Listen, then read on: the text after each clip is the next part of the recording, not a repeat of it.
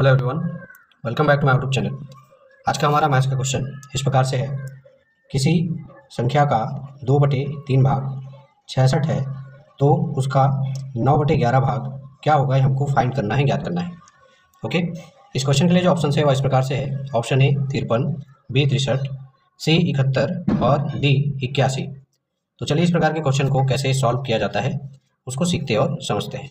Okay, तो देखिए सबसे पहले हमको क्या करना होगा, इस क्वेश्चन को सॉल्व करने के लिए जो संख्या है उसको हमको ज्ञात करना होगा। ठीक है, इसके लिए हम यहाँ पे मान सकते हैं, मैं यहाँ पे लिख देता हूँ, माना कि वह संख्या बराबर x है। ठीक है, क्या है, x है, ये हम लोग मान लेते हैं। क्लियर इतना? ओके, तब आगे हम क्या करेंगे, तब मैं यहाँ पे लिख सकता हूँ, तब प्रश्नानुसार।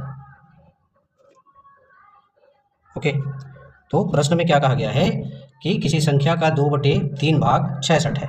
तो अभी हमने संख्या को कितना माना, तो संख्या को हमने माना है यहाँ पे x। ठीक है, इसलिए मैं यहाँ पे लिख सकता हूँ इसको, x का 2/3 भाग बराबर कितना, 66।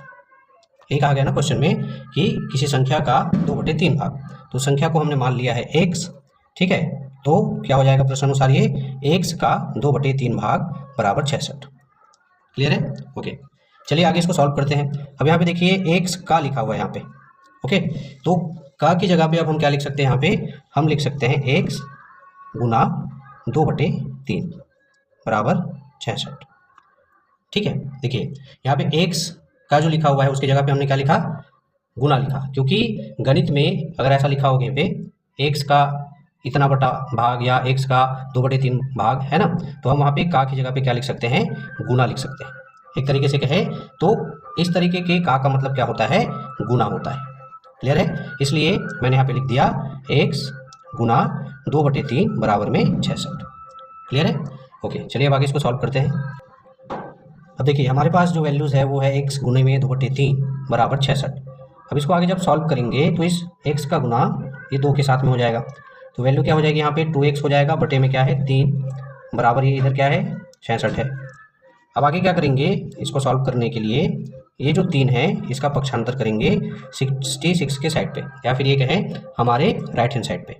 ओके, तो चलिए पक्षांतर कर देते हैं। तो पक्षांतर करने के बाद वैल्यूज़ क्या हो जाएंगी, तो हो जाएगा 2x बराबर में 66 गुने में 3। ठीक है, पक्षांतर का नियम ये कहता है जो चीज़ इधर भाग में होगा या बटे में होगा उसको बराबर के उस साइड पक्षांतर करने पर वह गुने में चला जाता है। इसलिए यहाँ पे आप देख सकते हैं जो 3 है ये यहाँ पर बटे में है या भाग में है, जब इसको पक्षांतर करेंगे 66 के साइड पे तो ये गुने में चला जाएगा, इसलिए वैल्यू क्या हो जाएगी, तो वैल्यू हो जाएगी हमारी 66 गुना 3। ओके, चलिए आगे अब इसको सॉल्व करते हैं।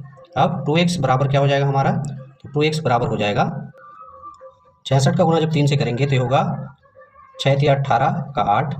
ओके, हासिल जाएगा 1, 6 × 18, 18 और 1 19। इस तरीके से 2x बराबर जो वैल्यू आएगी वो कितनी आ रही है, वो आ रहा है हमारा 198। ठीक है, चलिए अब आगे इसको सॉल्व करते हैं। अब देखिए हमारे पास जो वैल्यू है वो कितना है, तो 2x बराबर में 198। ठीक है, ये वैल्यू है। अब आगे हम इसको सॉल्व करने के लिए क्या करेंगे, ये जो 2 है x के साथ गुने में उसका पक्षांतर करेंगे 198 के साइड पे या हमारे राइट हैंड साइड पे। ठीक है, तो पक्षांतर के नियम के अनुसार जो संख्या लेफ्ट हैंड साइड पे गुने में होगी उसको यदि हम राइट हैंड साइड पे ट्रांसफर कर रहे हैं या पक्षांतर कर रहे हैं उसका, ठीक है, तो वो भाग में चला जाएगा या बटे में चला जाएगा। ठीक है, इसलिए हम यहाँ पे लिख सकते हैं पक्षांतर करने पर x बराबर क्या हो जाएगा, ये 198 बटे में 2 हो जाएगा। ठीक है, चूंकि 2 यहाँ x के साथ गुने में है, जब उसका पक्षांतर किया जाएगा दूसरे साइड पे या दूसरे पक्ष के साइड पे तो वो बटे में चला जाएगा या भाग में चला जाएगा। इतना क्लियर है? ओके, तो चलिए आगे इसको सॉल्व करते हैं।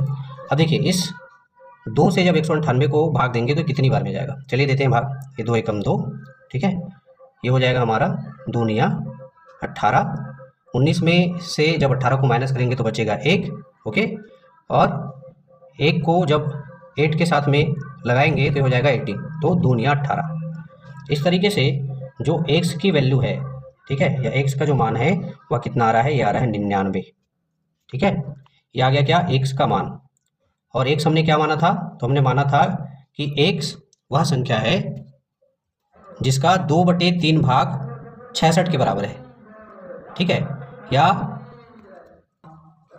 x का 2/3 भाग कितने के बराबर है, तो 66 के बराबर है, ठीक है।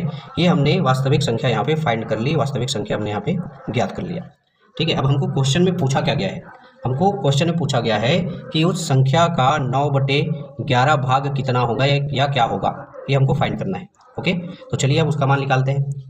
ओके, तो हमारे पास वैल्यू है संख्या x बराबर कितना, तो ये है 99, ठीक है। हमको निकालना कितना है, तो संख्या का 9/11 भाग कितना होगा वो ज्ञात करना है, ठीक है। इसलिए मैं यहाँ पे लिख सकता हूँ x का 9/11 भाग। ओके, तो x का मान हमने कितना निकाला यहाँ पे, तो ये है 99 या 99। का मैंने अभी कुछ देर पहले बताया, यहाँ पे x का लिखा है, तो का अर्थ क्या होगा यहाँ पे, या का मतलब क्या होगा, तो इसका मतलब होगा गुना, ठीक है। उसके बाद संख्या क्या है, तो 9/11। क्लियर इतना? ओके, चलिए आगे इसको सॉल्व करते हैं।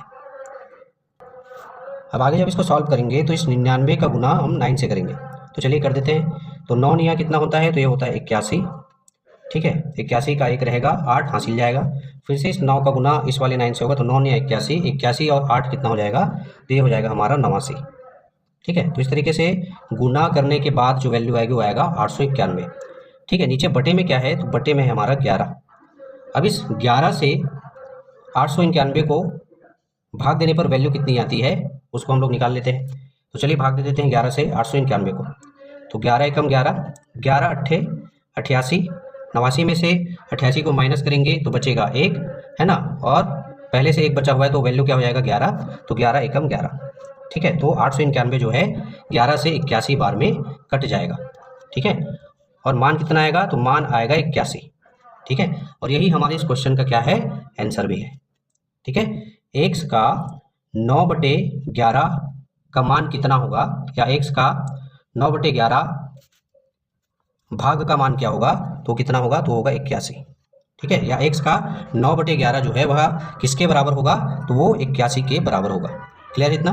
ओके, तो चलिए बारी आती है ऑप्शंस की तरफ चलने की। ऑप्शंस की तरफ चलते हैं और देखते हैं कौन से वाले ऑप्शन में 81 या 81 दिया हुआ है। ओके ओके, जब हम ऑप्शंस की तरफ आते हैं तो हम देखते हैं ऑप्शन नंबर डी में 81 दिया हुआ है, यानी कि इस क्वेश्चन का जो राइट आंसर होगा वह होगा ऑप्शन नंबर डी। क्लियर है? किसी संख्या का 2/3 भाग 66 है तो उसका 9/11 भाग क्या होगा या कितना होगा, तो वह कितना होगा, वह होगा 81 या 81। क्लियर है आपको? ओके, आशा करता हूँ आप लोग को इस प्रकार का क्वेश्चन कैसे सॉल्व किया जाता है वह बहुत अच्छे तरीके से समझ में आया होगा, तथा यह वीडियो जो है आप लोग के लिए यूजफुल साबित होगा। इसी प्रकार के इंपॉर्टेंट टॉपिक को लेकर, क्वेश्चन को लेकर मिलते हैं हमारे नेक्स्ट वीडियो में। तब तक के लिए धन्यवाद।